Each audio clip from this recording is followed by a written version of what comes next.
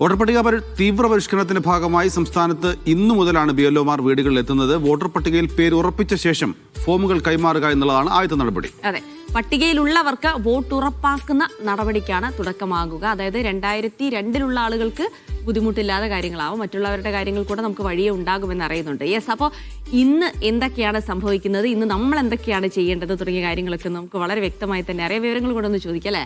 സനിസയുണ്ട് തിരുവനന്തപുരത്ത് നിന്ന്. സനിസ Shobhachandran. സനിസ, good morning.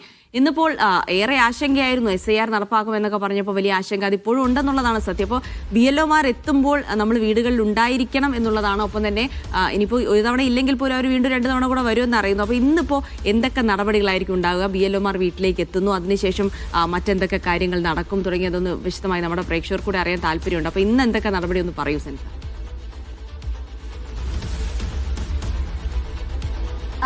SIR നടപ്പിലാക്കുന്നതിന്റെ ഭാഗമായി BLOമാർ ഇന്ന് വീടുകളിലെത്തും. ആദ്യം തിരിച്ചറിയൽ രേഖകൾ പരിശോധിച്ച ശേഷം ഇവർ ഫോമുകൾ നൽകും. ഈ വോട്ടർ പട്ടികയിൽ വോട്ടവകാശം ലഭ്യമാകേണ്ടവർക്ക് വോട്ട് ലഭ്യമാക്കാനും അതുപോലെ തന്നെ ഇത്തരം വോട്ട് ലഭ്യമാകാതിരിക്കേണ്ടവർക്ക് അത്തരത്തിൽ ലഭ്യമാകാതിരിക്കാനുമുള്ള ഒരു നടപടിയാണ് ഇതൊക്കെ എന്നാണ് പറയപ്പെടുന്നത്. അത്തരത്തിൽ BLOമാർ വീടുകളിലെത്തും. അതുപോലെ തന്നെ VVIPകളായിട്ടുള്ളവർക്കാണെങ്കിൽ കളക്ടർമാർ നേരിട്ട് തന്നെ വീടുകളിലെത്തും. ഇത്തരത്തിലായിരിക്കും ഈ ഒരു പ്രക്രിയ നടക്കുക. വീടുകളിലെത്തി തിരിച്ചറിയൽ രേഖകൾ പരിശോധിച്ച ശേഷം ഫോമുകൾ കൈമാറുക, ഇതായിരിക്കും അതിന്റെ ഒരു രീതി. VIPകളാണെങ്കിൽ കളക്ടറുകളും മറ്റു ഉദ്യോഗസ്ഥരും വീട്ടിൽ എത്തുമെന്നാണ് ഇതിൽ പറയപ്പെടുന്നത്.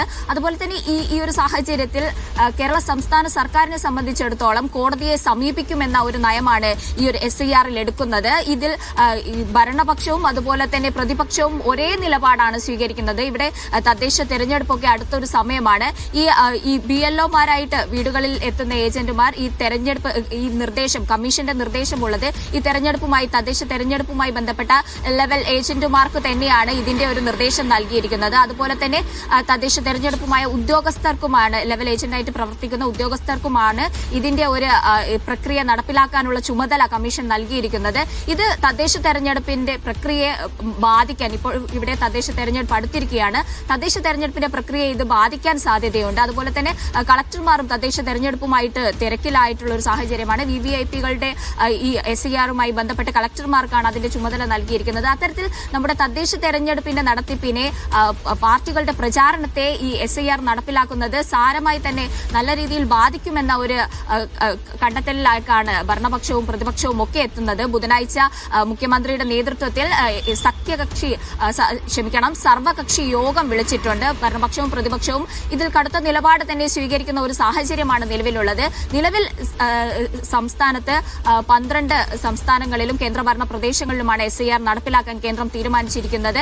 ഇത്തരത്തിൽ തദ്ദേശ തെരഞ്ഞെടുപ്പ് അടുത്തിരിക്കുന്ന ഒരു സമയത്ത് കേരളത്തിൽ SIR ആദ്യഘട്ടത്തിൽ ഇത്ര പെട്ടെന്ന് നടപ്പിലാക്കില്ലെന്നായിരുന്നു. എന്നാൽ പെട്ടെന്ന് ഇത് നടപ്പിലാക്കാനുള്ള നടപടികൾ ഇന്നു മുതൽ ആരംഭിച്ചിരിക്കുകയാണ്. ഇത് തദ്ദേശ തെരഞ്ഞെടുപ്പിനെ സാരമായി തന്നെ ഗുരുതരമായി ബാധിക്കുമെന്ന ഒരു നിലപാടിൽ തന്നെയാണ് സംസ്ഥാന സർക്കാരും പ്രതിപക്ഷവും ഉറച്ചു നിൽക്കുന്നത്. അതിന്റെ ഭാഗമായി നാളെ സർവകക്ഷി യോഗമടക്കം നടക്കുന്ന ഒരു സാഹചര്യത്തിലാണ് നിലവിലുള്ളത്.